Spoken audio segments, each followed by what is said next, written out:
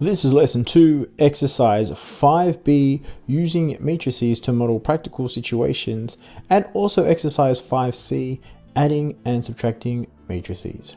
The learning goal for this one is to see what a network is, to see how to link a matrix with a network, and adding and subtracting same order matrices.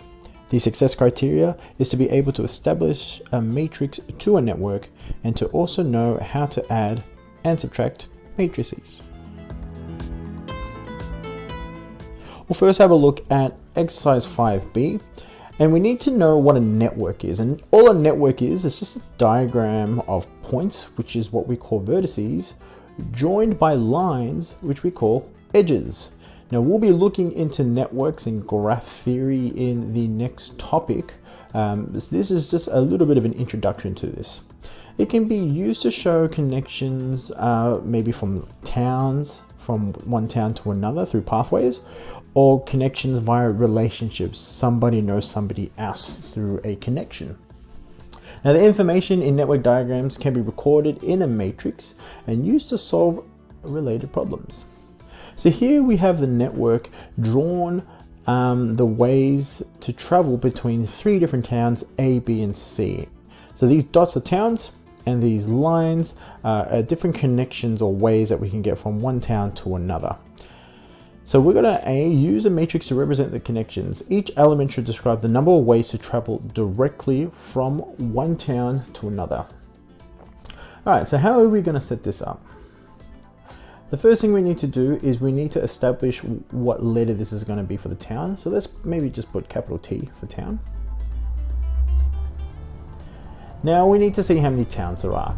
In this case, there are 3 towns. So we're going to mark this matrix as a 3 by 3.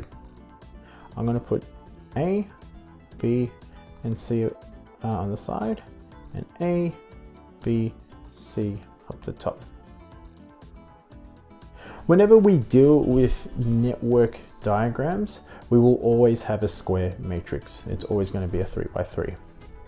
Now there's a thing here that says always label your matrices. This just means make sure that you put the town names or the context of whatever it is we're talking about within this network on the matrix here. Now another thing we're going to put into here is this is going to be from, and this is going to be to. So we're looking at from town A to town A, how many connections there are from town A to town B, from town A to town C, etc. This is a general rule of thumb, from and to. It really doesn't make a difference if you go from the top and to, because you end up having the same matrix anyways. So let's have a look. We want to know how many ways there are to get from A to A. Now, unless there was a line that looped around, your answer will always be 0. There's no necessary real way to get from A to A again, because you're already in A. To get from A to town B, there is only one connection or pathway, so we put 1.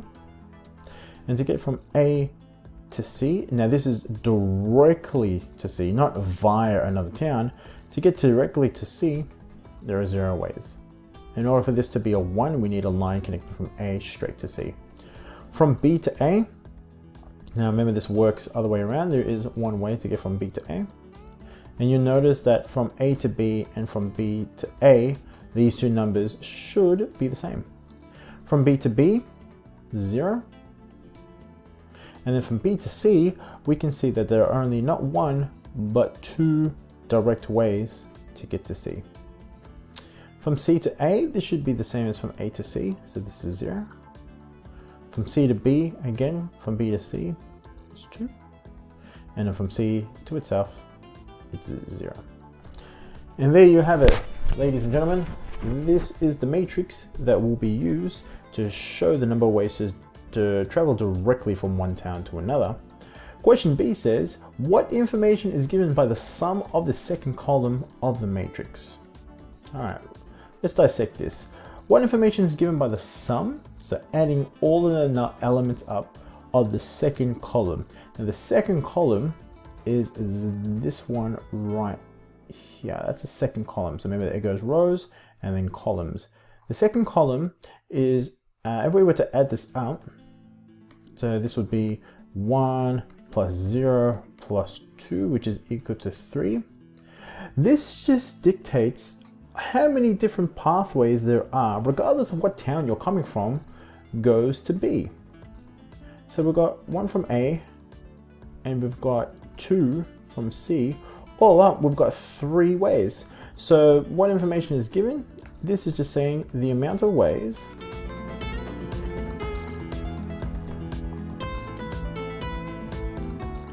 to get into town B. If it was to ask for the column of, say, the sum of the first column, this is just how many ways there are to get into town A, and that's 0 plus 1 plus 0, which is just 1. And you can see that there's only one way to get into town A. There are no other ways. So just the sum of this is just dictating how many ways there are to get to B. For the row of B, this is just indicating where B can directly stretch out to. Again, it will be 3. It will just be in a different direction. How many ways there are to get into B and how many ways to get out of B are generally the same. Now we move on to exercise 5C, which is adding and subtracting matrices. Really simple. Really simple. There are just a few things you need to consider when you add or subtract a matrix.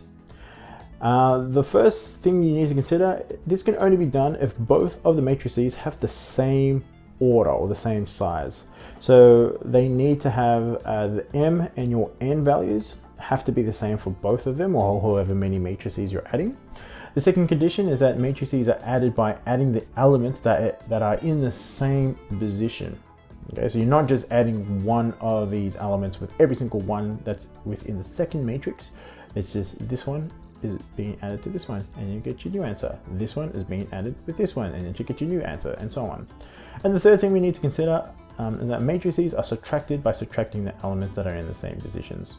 Same thing, just like adding, just subtracting. All right, so we're going to complete the following. So this right here, this is a 2 by 2, and this here is a 2 by 2. So we can do the addition.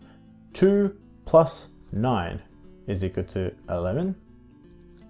4 plus 8 is equal to 12.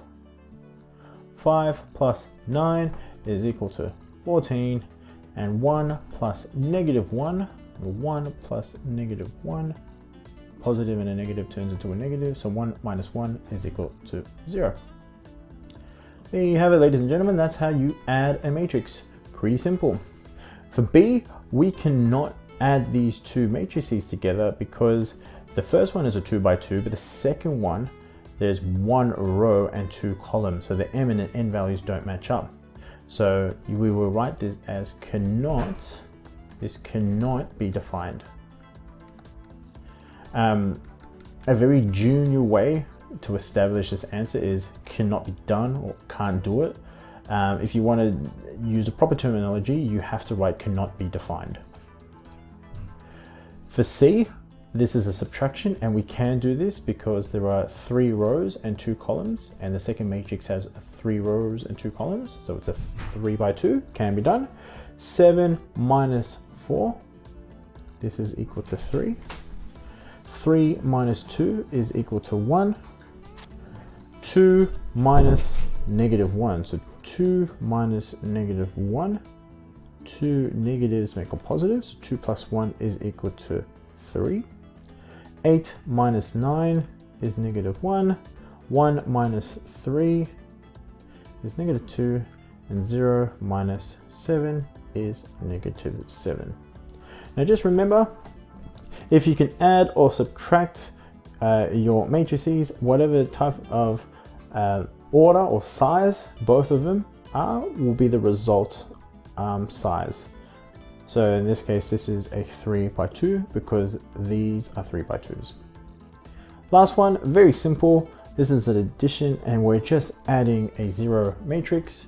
So if we're gonna add a 0 matrix, we should just get the exact same matrix that we began with for what we're adding, or what we're starting with, sorry. So this is 4, 7, 2, and 3. that's all there is to it. I try to get it under 10 minutes.